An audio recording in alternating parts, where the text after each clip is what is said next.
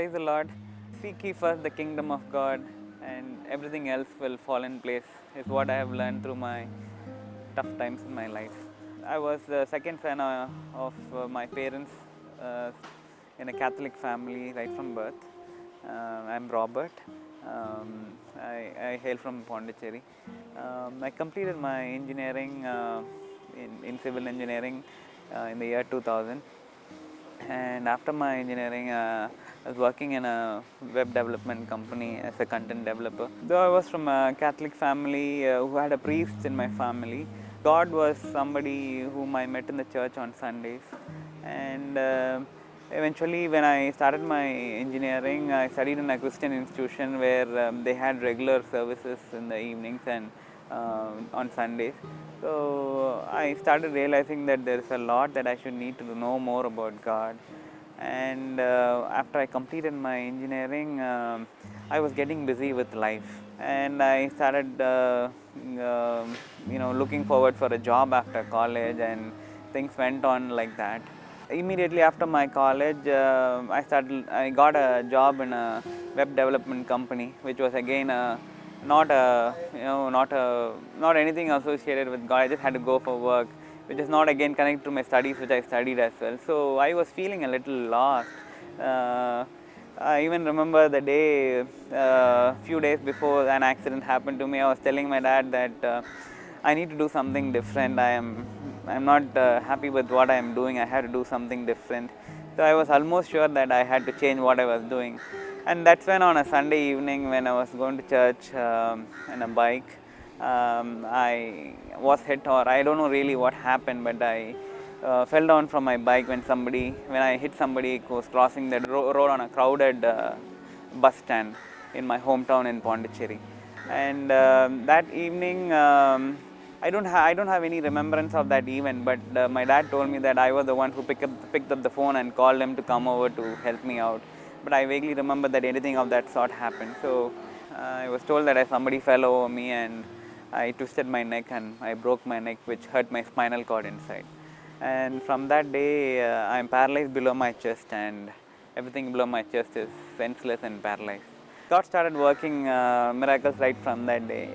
When I look at that day from now, I feel that the bike accident was even like cleanly manipulated by God, because there are events which I see in life today as well, where people die at that spot itself. A very close friend of mine recently died, and I know how the families were sad about it. So I think about that event like I was falling down, and God was just like holding me and then leaving me slowly, so that He knows where all it has to be affected, and where all I need to be affected, where all I have to not to be affected kind. So I had a fracture on my neck, and I had a surgery, and doctors, they never told me that I will never walk again, because it was a spinal cord injury. Spinal cord is the only nerve in the body which never regenerates when it is hit. So nobody even ever told me that I had to realize it myself, that it's not going to work out. No medicine or anything is going to work out. So my whole family was grieved about it. The questions about why it happened, where we missed, a lot of things came across. But I had no other choice to look ahead and go ahead with what God has given me and taken away from me.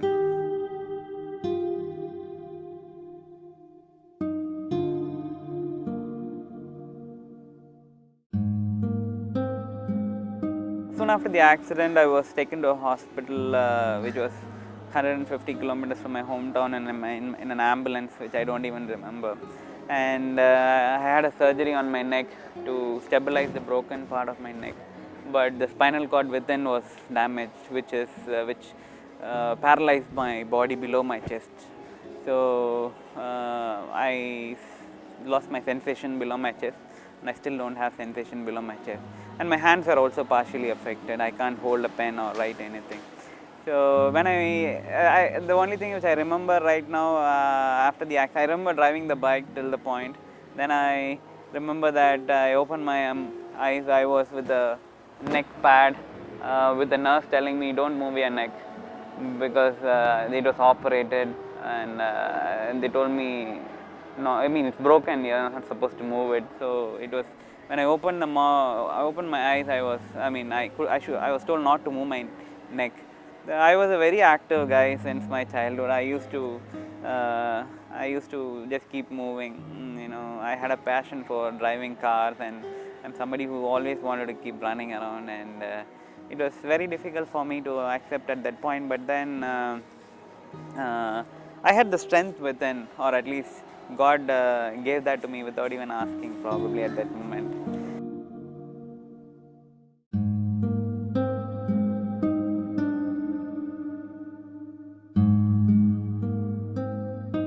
Maybe the doctors did know that at that time that the doctors are familiar about this, but for the first time I heard that there's something called a spinal cord injury. So I just thought it was some damage on my neck, and it's just like people who have a fracture. It'll just cure after some day, and you'll start watching that one song in all the movies that they show that they will recover in a song. So I was waiting for that song in my life. But eventually, there was something called a miracle of love around me. My parents, my friends, and my dad's friends, mom's friends, relatives, they were all around me, just making me forget what I was. So that was actually the part where, God kept all my family together because of my injury, and the whole family was like rebuilt with love and affection for my sake. And in fact, like, it was God's plan, I would say. So our whole family was reunited because of this event. People who hardly come to my house started visiting me every week, and we started gathering every Sunday for a time. We started spending time to pray to God, and additionally they are all with me, and I used to look for Sundays for that reason, because everybody would be around. When I started getting back to control of my life, I started realizing that something is not working. uh, I'm not able to get back the thing the way people tell me about it. Every day, my dad used to tell me that you'll be all right soon, and just giving me the hope that everything's fine. Doctors kept coming and visiting me, taking my blood pressure and pulse, and say everything is normal. I was thinking I was all normal, but it was all normal every day, but still I wasn't walking. Even when the time was moving, I was still the same. I started feeling that I was like a vegetable in a fridge, where I was still fresh, and everybody around me were getting old, and everybody were getting a job, getting married, but I still was in the same bed, on a water bed, with my regular schedules, getting up in the morning, taking bath, bowel care, exercise, physiotherapy, occupational therapy, prayer, lunch, dinner, everything on a routine. My day was exactly the same. So that was how it was going on. And when I saw my dad and mom getting sad about it, I started realizing that something is seriously wrong. And it took a lot of time for me to realize. And that was the time when I came to Divine Retreat Center the first time. I even vaguely remember the year. It was around 2001. They brought me on the way I was in the house. I used to wear a gown on front of me with my urine bags connected with a bed water. I mean, pan, the wet sheet under my hip, and mostly on the bed most of the time. And I never used to sit on the wheelchair even. My most of the time was in the bed, but we thought we should go to Divine Retreat Center because we just hope for a miracle to happen and nothing else. There were a lot of people who used to come to my house and pray for me and pray for the healing. That includes even non-Christian people. They used to come out of love for me and my parents, and they used to do it. And there was a close relative of mine who visited Divine Retreat Center at least once in a month, and he was working as a watchman in a hospital. He was from a very poor family, but he was a very delighted person, just for the reason that he comes to Divine and he enjoys the happiness of God. So I used to admire him for that. So he used to come and pray in my house very often, as and when he gets time. So he started telling my parents and as well as me that I have to be taken to Divine Retreat Center. for a retreat, and that's when we thought we will do that. It was a very difficult thing for me even to move out of the house to a nearby church at that point because of all my strict conditions. I have to uh, the, the the the fact of taking me and putting me inside the car itself like needs like 3-4 people. It used to be like that, but I'm still the same. I used to be treated like that, and like they used to carry me and put me in the bed, adjusting all my flying clothes and my urine bags and all the other things. It goes through a lot of humility for myself as well, so I avoided even stepping out of the house. But still, with just the only hope that God is, there to do something for me in some way, was the one which decided, which made me and my parents decide that we will give it a try to go to Divine Retreat Center. And I was brought here for a Tamil retreat and with all my other accessories. So I was told that there is a place for sick people to sit and watch or hear the preachings every day. So I vaguely remember where I was even. I don't even remember like coming to this place before, but I was brought and I was here for a week with the fact. And I was in a place and I heard all the Tamil Divine Retreat preachings and all that which was happening. And a week was over. I prayed to God to make me understand His plan, to realize and pray for what is needed for me. And the week was gone, and I was taken back home in the same car which I was, in the same physical state. After the retreat, I started thinking more about what is actually needed in my life to do from now on. So I realized that God has some plan for me. And I came back home, and the routine started. Every day morning cycle started. But I started reading the Bible more, started spending time with God more, started getting more, giving more time in my day for God. And time went on. It took like 3 years after my accident. It went on repeatedly. I slept with the hope that I will get up in the morning and start walking the next day. But that hope, the only thing which kept me all fresh.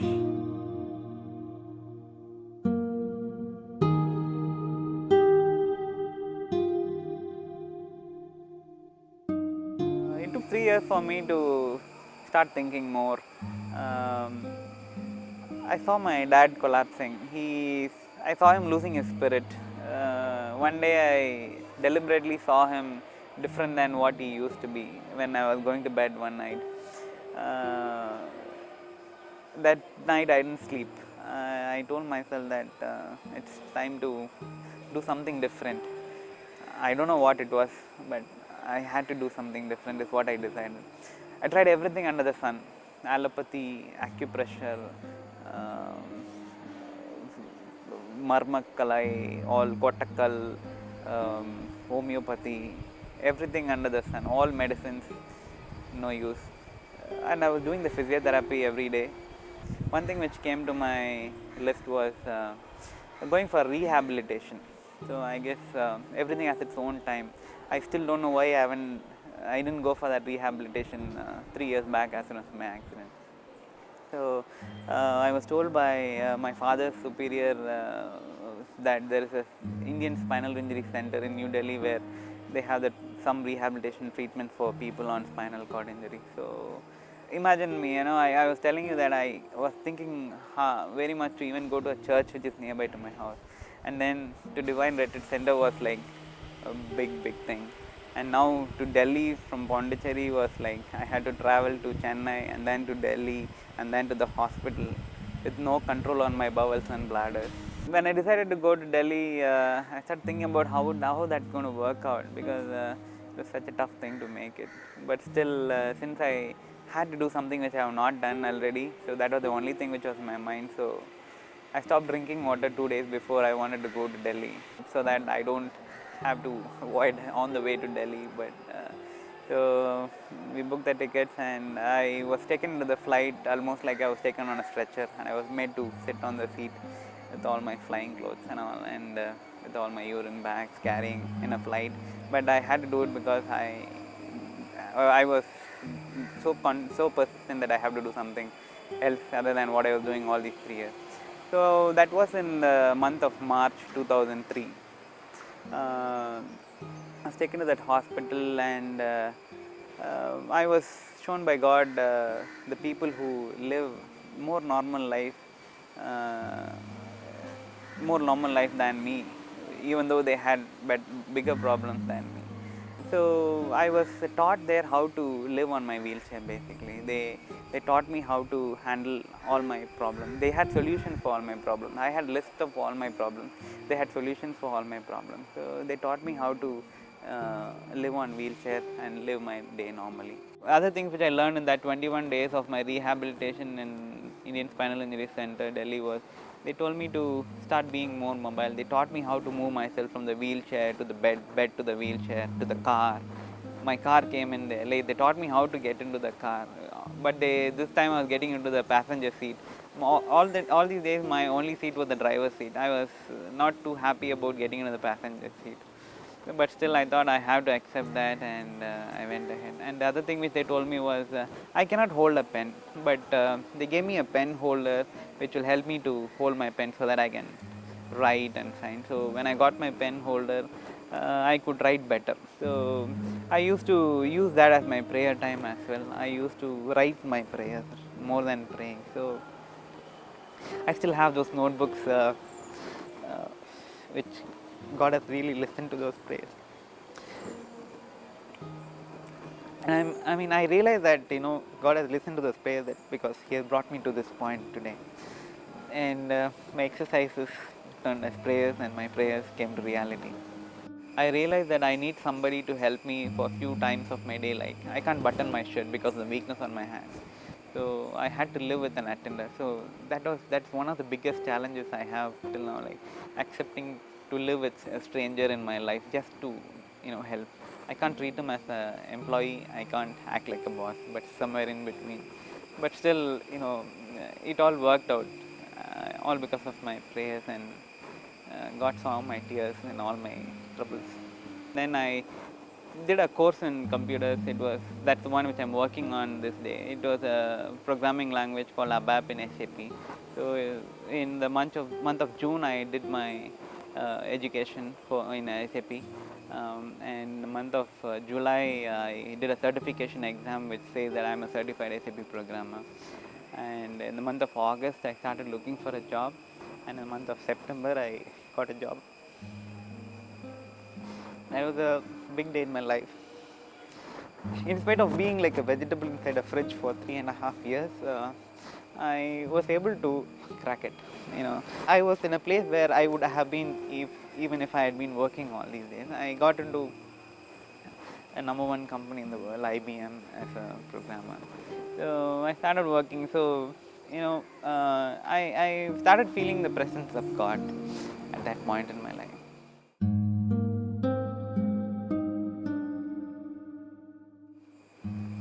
But still, the track record said that there's a long way to go. So I felt that I did little of prayers and getting closer to God, but still He has brought me to so much less. So I was still having the realization that there's still a long way to go. I still have it. And I started working. Yeah, things went on. It's now 11 years since I had been working. So I finally got into the track of working software engineer from a spinal cord injured who is supposed to be sitting at home and doing physiotherapy. I still did my physiotherapy as well, and I had a new set of problems which got me closer to God. I had to live with an attender. I have to go in the public with uh, with I have to be like a normal man in the public, though I had a lot of problems inside me. So I had a new set of problems, new set of embarrassments, new set of humiliations. But everything was making me realize more about the purpose of life, which uh, which actually is very important, I would say. So for example, there are definitely days when I am put embarrassment. So all days are not good days physically. There would be days when my stomach is upset and I can't move. I'm in the office. There were times I had to go through all these things. At those difficult moments, I say, come on, I think I have to go pray to God and ask to heal me immediately, because I know He's watching me going through this. In spite of all my sinful ways, He would definitely understand my problems and He would heal me, is what I should used to think. And as soon as I am in a position to go to the church, I go to church. I go for the adorations, I go for the Sunday masses. But I started going to church on a holiday, on a Saturday or something, spend some time in front of the Eucharist. And I go with all the strength to go and ask God to heal me. But I realize that when I go and sit in the altar, I end up praying for only one thing. I tell God that I'm troubled, give me strength. I just needed the strength to go through it. So I think that's absolutely 100% answered. God gave me all the strength to go through my life. I'm absolutely fine now. Days went on, I started working. I got very good laurels in my work. I was branded as the top talent of the year for a couple of years continuously. And I shifted my job like any other people, not getting worried about the risk which I involved. I was just like normal. People started looking at me and wondering, I was an inspiration to all of them not in a spiritual way, but then they were wondering at how this guy is doing. But they were close friends of mine know that, I get the strength from my prayers and God. And I had the passion for driving. So after 2 years of my work, I thought I should jump from a passenger seat to the car driver seat. So I found some sources in Jaipur, a military officer who has an injury of my thought, who invented a device to drive, to which will make a physically challenged person to drive a normal car. And but now there are lots of things. At that time, way back in 2004, 2006, when I bought my car, so it was very difficult. So everything fell in place. I just decided that I want to buy a car, and everything happened. I think that was again an instance where I had the providence of God working on me, even without me asking on specifics. All that I asked for was strength, and it came with a lot of other things. But I still had a long way to go in my spiritual life, I would say. Then I started driving. It went for 11 years. It's now 11 years since I have worked. I have worked in 2 big companies in the world, and I have a long list of awards and appreciations, a lot more than a normal person. And but still, I reached a point where the graph again became a plateau. I had to start thinking what is next. I visit St. Alphonse Church in Birmingham often, and July 2014, I was crossing through Thrissur and I was going to Birmingham, and I heard a noise in my car, and I didn't know it was a puncture, but I just stopped over to check what was the problem in the car. And I had my attendant in the car. I told him to check is there something hitting the wheel, and he told me that the tire is getting flat. I told him, get him and say, let's get near the tire shop, puncture shop. Then I drove a little further, and there was a puncture shop right in front of me, which I was very sure that something is going to be there. So I stopped the car, and I turned to my right, and I saw a red cross over there. Until that point, I was not thinking about the Divine Retreat Center, but there was a red cross, and there were 3 words written. I couldn't see what was these words, so I started counting DI, VI, and E. So then I counted the letters; they were matching. So then, oh, it's Divine Retreat Center. I felt that there is a calling there, and that again was an important moment in my life. I continued with my journey after 5 minutes, and my thought was still lying over here, and I had to think about what is next even more seriously. I spent more time in front of the Eucharist, and started praying about what is God's plan in life. I was told by a very close friend of mine that God doesn't allow things in real life without a purpose.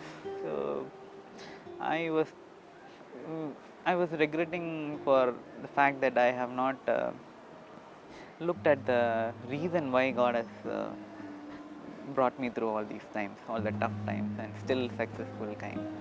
So, it, in the past 1 month was spent on reflecting about it, and I went to the mass one day, and I got the word of God saying that seek first the kingdom of God, and everything else will fall in place.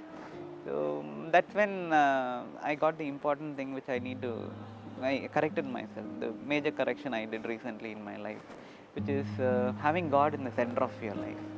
So, which actually changed the perspective of everything else in my life, I would say. So I had to bring in some practices which would